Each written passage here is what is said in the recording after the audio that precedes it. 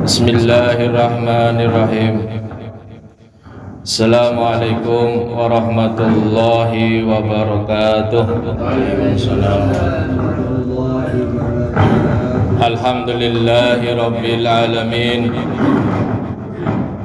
Wassalatu wassalamu ala asrafil anbiya'i wal mursalin wa ala alihi wa sahbihi ajma'in, amma ba'du. Rabbi shrah li sadri wa yassir li amri wahlul 'uqdatam min lisani yafqahu qawli. Para jemaah yang dirahmati Allah Subhanahu wa taala, alhamdulillahi rabbil alamin. Detik ini kita masih diberikan nikmat sehat wal afiyah, wabil khusus nikmat iman, nikmat Islam. Salawat serta salam kita tujukan untuk junjungan kita Nabi besar Muhammad sallallahu alaihi wasallam. Bapak Ibu yang dirahmati Allah Subhanahu, mudah-mudahan manfaat. Kata Ali bin Abi Thalib, itu ada tiga hal buruk ini akan kembali kepada pelakunya. Kata beliau, ada 3 perbuatan buruk dalam Al-Quran yang jika dilakukan akan kembali kepada pelakunya. Ini kata beliau itu. Hati-hati nih 3 ini akan berbalik pada diri kita. Hati-hati. Apa yang pertama? Melanggar janji. Kalau nggak bisa menepati, memenuhi, jangan sekali-kali janji. Dalam surat Al-Fat ayat 10, Allah Subhanahu wa taala berfirman, a'udzubillahi minasyaitonirrajim, faman nakasa fa innama yanqusu ala nafsihi. Faman nakasa, maka barang siapa melanggar janji, fa innama yanqusu ala nafsihi, sesungguhnya dia melanggar janjinya ala nafsihi, pada dirinya sendiri.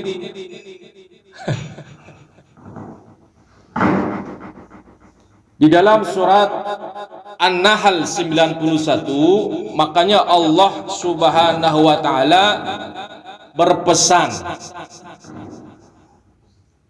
wa aufu bi ahdillahi idza ahadtum.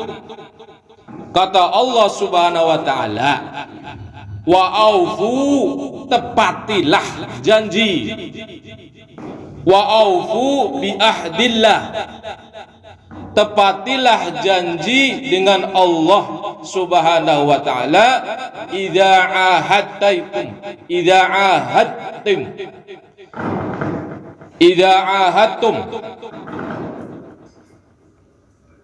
apabila kamu berjanji, tepati. Apalagi janji dengan Allah Subhanahu wa taala. Contoh nazar, kalau anak saya sukses, saya mau sedekah anak yatim 20, itu harus itu. Kalau anaknya sukses. Kalau anak saya wisuda sarjana S1, semua puasa 3 hari, itu udah janji dengan Allah Subhanahu wa taala. Wa aufu bi ahdillah idza ahadtum. Kemudian dalam surat Al-Isra ayat 34, Allah Subhanahu wa taala menyatakan, wa aufu bil ahdi innal ahda kana mas'ula. Kata Allah Subhanahu wa taala, jangan meremehkan janji, karena setiap janji yang terucap kelak akan dimintai pertanggungjawabannya di hadapan Allah Subhanahu wa taala. Wa aufu bil ahdi innal ahda, sesungguhnya janji itu kana mas'ula, akan dimintai pertanggunggan jawab. Makanya kalau nggak bisa memenuhi, nggak bisa menepati, jangan sekali-kali membuat janji.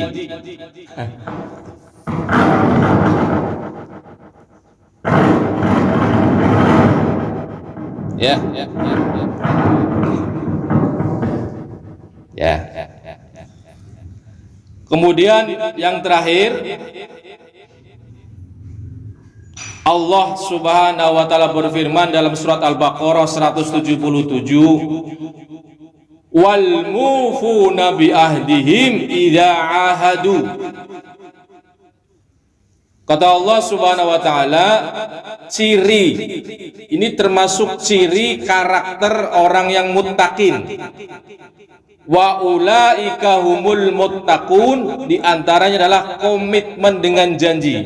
Wal mufuna bi ahdihim. Nggak kelihatan. Kalau orang gampang janji dan gampang mengingkari, udah itu bukan muttaqin. Sholatnya rajin, tapi ingkar janji melulu, udah ketahuan itu. Sholatnya harus dikoreksi. Nah, yang salah di sholatnya itu. Gampang menilai orang itu. Perpatokan pada ayat-ayat Allah SWT. Wal mufuna bi ahdihim idza ahadu was-sabirina fil ba'sa'i wadh-dharra'i wa hinal ba's ulaika alladzina shadaqu wa ulaika humul muttaqun. Al-Baqarah 177. Muttaqun, orang yang takwa, itu komitmen dengan janji, tidak mudah membuat janji kalau dia nggak bisa memenuhinya. Itu Bang Udin. Bang Udin udah sehat? Alhamdulillah. Yang kedua, kata Ali bin Abi Thalib, perbuatan buruk yang bakal kembali ke kita. Kita ngelempar, contoh ya, kita ngelempar bola ke dinding, itu akan berbalik ke kita itu bolanya. Ini 3 hal ini, hati-hati. Yang kedua, rencana jahat. Jangan sekali-kali terbesit di hati niat mencelakai orang. Itu semua rencana kita itu akan berbalik, tinggal tunggu waktunya saja. Allah Subhanahu wa taala berfirman dalam surat Fatir ayat 43, a'udzubillahi minasyaitonirrajim, wala yahiqul makrus sayyi'u illa bi ahlihi. Rencana yang jahat itu hanya akan menimpa orang yang merencanakannya sendiri, illa bi ahlihi, berbalik ke yang pelakunya. Mungkin sekarang belum kelihatan, dia pernah jahatin orang, rencana jahat, orang yang dijahat itu hancur misalnya. Itu tunggu waktunya saja, berbalik itu. Ini Allah Subhanahu wa taala Fatir 43, wala yahiqul makrus sayyi'u illa bi ahlihi. Hati-hati. Wallahu khairul makirin, dan Allah lah yang terbaik dalam membuat makar. Kalau dia berbuat makar, Allah terbaik dalam makar. Kan kembali ke ila bi ahlihi. Para jamaah rahmati Allah Subhanahu wa taala, dalam surat Fatir ayat 10 dinyatakan orang-orang yang merencanakan kejahatan, makarlah ya. Bagaimana orang muslim itulah sengsara lah, susah lah, tidak majulah. Orang-orang yang merencanakan kejahatan mereka akan mendapat azab yang sangat keras, dan rencana jahat mereka akan hancur. Dalam Fatir ayat 10, walladzina yamkuruna sayyiati lahum azabun syadid.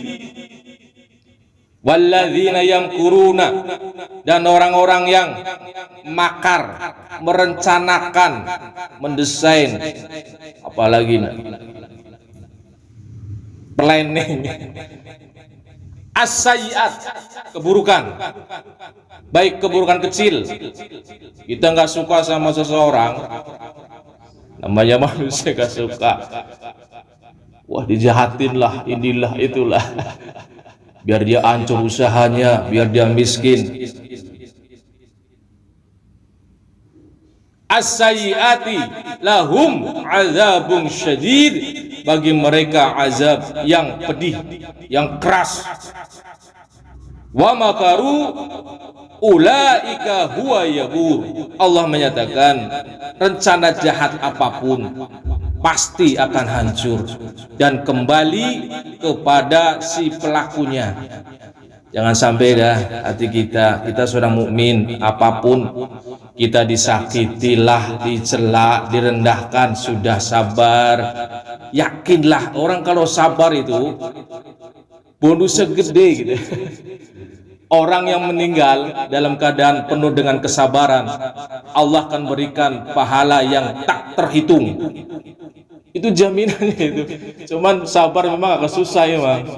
Kita disakiti orang misalnya, bisa nggak memaafkan? Kalau luar biasa itu. Makanya innallaha ma'as sabirin. Sesungguhnya Allah itu bersama dengan orang yang sabar. Dicela, dihina, direndahkan, dalam keadaan susahlah, sempitlah, sabar gitu. Dan terakhir, 3 hal buruk yang bakal kembali kepada si pelakunya adalah berbuat zalim, apapun bentuk kezaliman. Dalam surat Yunus ayat 23, Allah Subhanahu wa taala berfirman, "Ya ayyuhan nas, wahai manusia." Manusia ini semuanya ini. Innama bahyukum ala anfusikum. Sesungguhnya kezalimanmu, kedengkianmu ala anfusikum, bahayanya akan menimpa dirimu sendiri. Jangan sekali-kali hati kita ada niat zalim.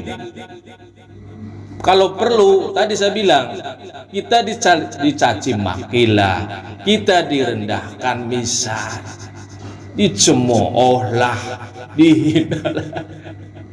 Kita sabar, itu yang Allah kehendaki, sabar. Yakinlah orang yang mencela kita tinggal tunggu waktunya. Kalau nggak sadar itu menimpa dirinya sendiri. Kezaliman itu ada 3. Yang pertama, zalim kepada Allah Subhanahu wa ta'ala. Hati-hati kalau kezalim sama Allah. Misal menyekutukan Allah Subhanahu wa ta'ala. Jelas ayatnya surat An-Nisa 168 yang artinya sesungguhnya orang-orang yang kafir dan melakukan kezaliman, Allah tidak akan mengampuni mereka. 2 nih, udah kafir, zalim, nyakiti orang lah, kaum muslimin lah, membantai misalnya, ini berbuat kezaliman, menyekutukan Allah Subhanahu wa ta'ala, musyrik, itu tidak bakal Allah mengampuni. Allah tidak akan mengampuni mereka dan tidak pula akan menunjukkan kepada mereka jalan lurus, dibiarkan sesat.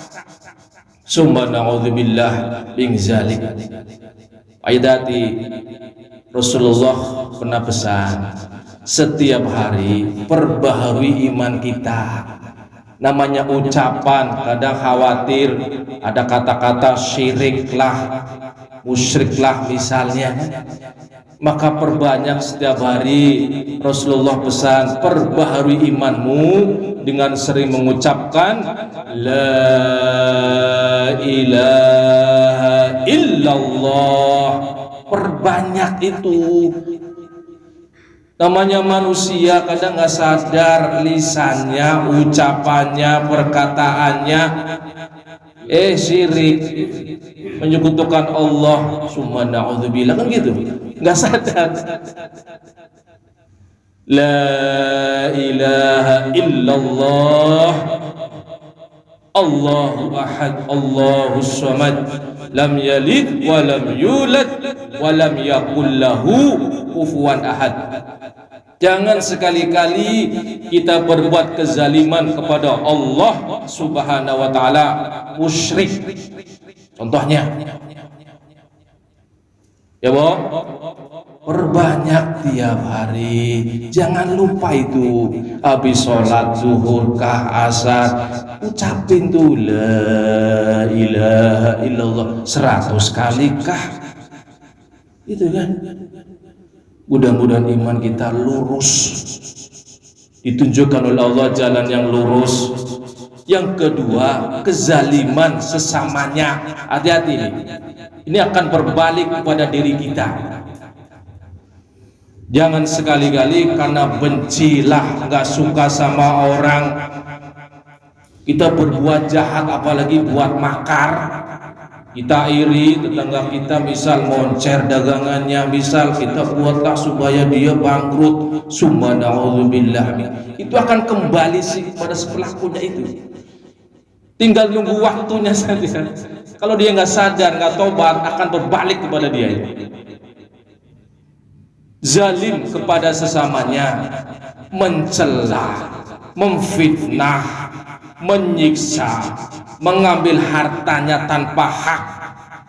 Apalagi maaf, kita diamanati harta anak yatim. Jangan sekali-kali kita makan hartanya kalau kita mampu makan dari uang sendiri. Namun Allah memberi keringanan, kalau memang enggak fakirlah yang diamanati itu, kata Allah boleh, tapi jangan banyak-banyak gitu. Tapi kalau kita diamanati harta yatim itu luar biasa, itu amanah surga, itu jaminannya. Pokoknya kalau urusan dengan yatim itu, kata Rasulullah, di surga itu jari telunjuk sama jari tengah itu berdempetan dengan Rasulullah sallallahu alaihi wasallam anak yatim. Cuman iya, kalau kita berbuat kezaliman, memakan harta, kita mampu tapi nyolek-nyolek hartanya dia, hati-hati itu makan perutnya tuh api. Saya pernah nyampaikan itu. Berbuat zalim, berlaku kejam, berlaku tidak adil, hati-hati. Prinsip hidup kan sebenarnya ini, sabar, sudahlah kita dihina, dicela, sabar. Dan terakhir, kezaliman pada diri sendiri. Apa itu? Berbuat dosa, maksiat, ninggalkan ibadah, gak pernah baca Quran, gak pernah zikir. Zikir, baca Quran itu kan biar hati kita itu ada cahaya. Makanya orang kalau jarang zikir, jarang baca Quran, jarang ibadah, itu redup itu hatinya. Kalau diteropong itu hatinya teredup, penuh dengan dengkilah sama orang. Itu mudah-mudahan kita jangan sampai menzalimi diri kita. Apapun kesusahan kita, kesulitan kita, sabar. Innallaha ma'as sabir. Tapi jangan lupa sabar ya sabar, doa.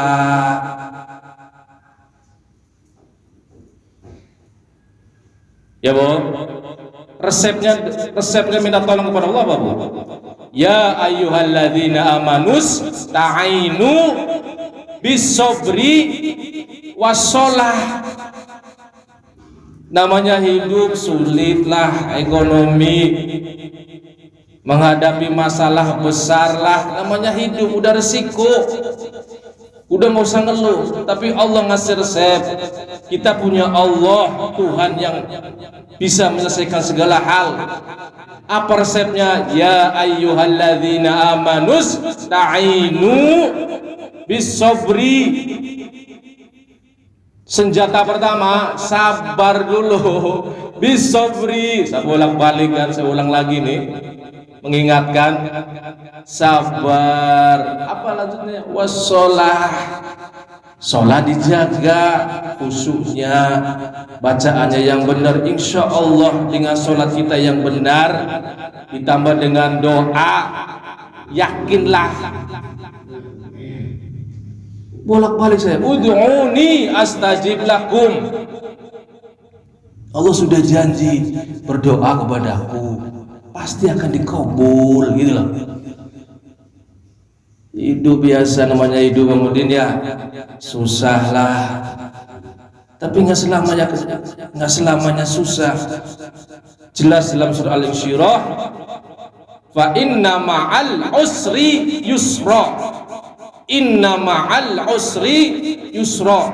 Ini harus kita pegang. Sesulit apapun kita hidup, itu tunggu akan datang yusra, kemudahan. Kita nggak yakin kadang sih ya, dicoba sama Allah kesulitan setahun 2 tahun, 3 tahunnya ngeluh lah. Mudah-mudahan ada manfaatnya. Subhanakallahumma wa bihamdika asyhadu an la ilaha illa anta astaghfiruka wa atubu ilaik. Bismillahirrahmanirrahim. Shallallahu alaihi wa barik ala sayyidina wa maulana Muhammad. Allahumma rabbana ya Allah, inna nastaghfiruka wa nastaghfiruka adyanana wa anfusana, agama kami ya Allah, wa anfusana, dan diri kami ya Allah, wa amwalana, harta-harta kami, wa ahlana, dan keluarga kami, wa kulla syai'in a'taita, dan semua yang kau berikan kepada kami ya Allah. Lindungilah ya Allah, jaga semuanya.